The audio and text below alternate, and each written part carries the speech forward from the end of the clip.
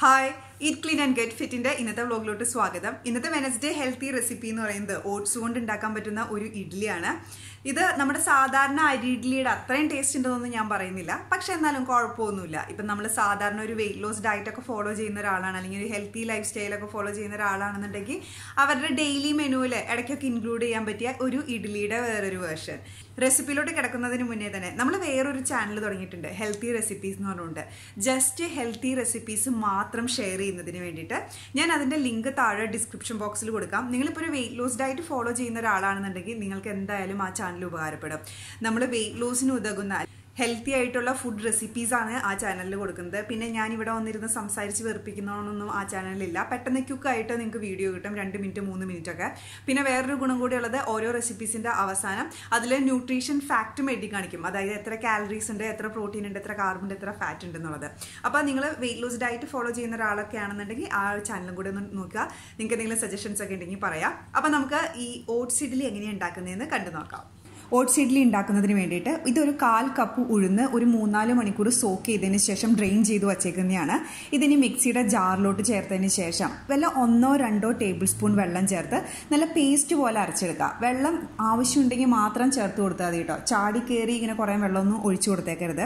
ഇനി ഇതിലോട്ട് നമുക്ക് വേണ്ടത് 1/2 കപ്പ് ഓട്സ് ആണ്. ഞാൻ എടുത്തിരുന്നത് റോൾഡ് ഓട്സ് ആണ്. ഈ റോൾഡ് ഓട്സ് ഞാൻ ഇതുപോലെ ഒരു 5 മിനിറ്റ് സാധാ പച്ചവെള്ളത്തിൽ ഇങ്ങനെ വെച്ചിട്ട് ഇതും ഡ്രെയിൻ ചെയ്തെടുത്തേക്കുന്നതാണ്. ഇനി ഈ ഓട്സും ഇതിലോട്ട് ചേർത്ത് കൊടുക്കുക. ഇതിലോട്ട് ഇനി വെള്ളമൊന്നും ചേർക്കണ്ട കേട്ടോ. ഈ ഓട്സ് അത്യാവശ്യം വെള്ളം വലിച്ചെടുത്തിട്ടുണ്ട്. എന്നിട്ട് ഇതും നല്ല പേസ്റ്റ് പോലെ അരച്ചെടുക്കാം. ഇതിപ്പോൾ രണ്ടും കൂടെ നന്നായിട്ട് പേസ്റ്റ് പോലെ അരച്ചെടുത്തേക്കുന്ന കേട്ടോ. ഇപ്പോൾ ഇതാണ് ഇതിൻ്റെ കൺസിസ്റ്റൻസി. ഇനി ഇതൊരു വേറെ പാത്രത്തിലോട്ട് മാറ്റാൻ പോവാണ്.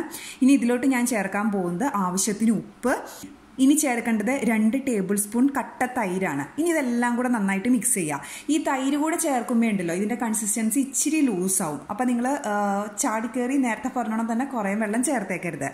ഇനി ഇതിലോട്ട് നമ്മൾ ചേർക്കാൻ പോകുന്നത് ഒരു ചെറിയ 1/4 ഭാഗം സവാള, 1/4 ഭാഗവും വേണ്ട, ഒരു 2 ടേബിൾ സ്പൂണോളം സവാള പൊടിയായിട്ടായിരുന്നത്, കുറച്ച് കറിവേപ്പില പൊടിയായിട്ടായിരുന്നത്, ഒരു വളരെ ചെറിയ കഷ്ണം ഇഞ്ചി പൊടിയായിട്ടായിരുന്നത്, ഒരു ചെറിയ കഷ്ണം പച്ചമുളക്.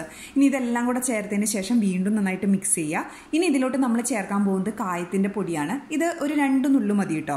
കായത്തിൻ്റെ പൊടി ചേർത്തതിന് ശേഷം ഇതിലോട്ട് ചേർക്കേണ്ടത് ബേക്കിംഗ് സോഡയാണ്. അതും 1 നുള്ളു മതി. ഇപ്പം നിങ്ങൾ കാണുന്നില്ലേ ഈ സ്പൂണിൻ്റെ അറ്റത്ത് വളരെ കുറച്ചേ ഉള്ളൂ. ബേക്കിംഗ് സോഡ കൂടിപ്പോയി കഴിഞ്ഞാൽ ഇതൊരു പ്രത്യേക രുചിയാവും, കഴിക്കാനൊന്നും പറ്റത്തില്ല. അതുകൊണ്ട് ബേക്കിംഗ് സോഡ ചേർക്കുമ്പോൾ പ്രത്യേകം ശ്രദ്ധിക്കുക. ബേക്കിംഗ് സോഡ ചേർത്ത് കൊടുത്തതിന് ശേഷം ഇത് നന്നായിട്ട് മിക്സ് ചെയ്യുക. ഇനി സാധാരണ ഇഡ്ഡലി ഉണ്ടാക്കുന്ന ആ ഒരു പ്രൊസീജിയർ, ഒരു പാത്രത്തിൽ നന്നായിട്ട് ഗ്രീസ് ചെയ്തതിന് ശേഷം നമ്മൾ ഇഡ്ഡലി ബാറ്റർ ഇതിലോട്ട് ചേർത്ത് കൊടുക്കുക.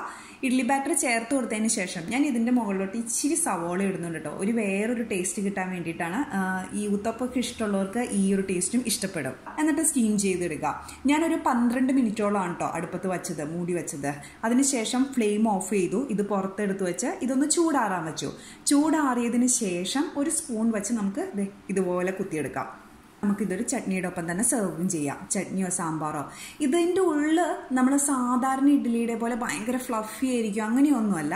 പക്ഷേ ടേസ്റ്റ് ഉണ്ട്, കുഴപ്പമൊന്നുമില്ല. നമുക്കങ്ങനെ അത്ര ബോറിംഗ് ആയിട്ടൊന്നും തോന്നത്തില്ല. നമ്മളിപ്പോൾ ചട്നിയുടെ ഒപ്പം കഴിച്ചപ്പോഴൊക്കെ ഇത് നല്ലതായിരുന്നു. പിന്നെ സവാളയൊക്കെ ചേർത്തുകൊണ്ട് വേറൊരു ടേസ്റ്റ് ഉണ്ട് കേട്ടോ. സവാളയ്ക്ക് ഒരു പ്രത്യേക രുചിയില്ലേ, ആ ഒരു ടേസ്റ്റൊക്കെ ഇഷ്ടമുള്ളവരാണെന്നുണ്ടെങ്കിൽ ഇതെന്തായാലും ഇഷ്ടപ്പെടും. ഇത് സാമ്പാറിൻ്റെ കൂടെയാണെങ്കിലും ട്രൈ ചെയ്യാം. ഇപ്പോൾ നിങ്ങൾ വെയിറ്റ് ലോസ് ഡയറ്റൊക്കെ ആണെന്നുണ്ടെങ്കിൽ ഇതൊരു 3-4 ഒക്കെ കഴിച്ചാൽ മതിയാവും കേട്ടോ. ഇത് ഏകദേശം ഒരു 2 സെർവിങ്ങിനുള്ളതൊക്കെ ഉണ്ട്. അപ്പോൾ 3-4 അതിൽ കൂടുതൽ എന്തായാലും കൂടണ്ട. അപ്പോൾ നിങ്ങൾക്ക് ഈ വീഡിയോ ഇഷ്ടപ്പെട്ടു എന്ന് കരുതുന്നു. നിങ്ങളുടെ കമൻസും ഫീഡ്ബാക്കും ഒക്കെ ഷെയർ ചെയ്യുക. Thank you for watching me. By.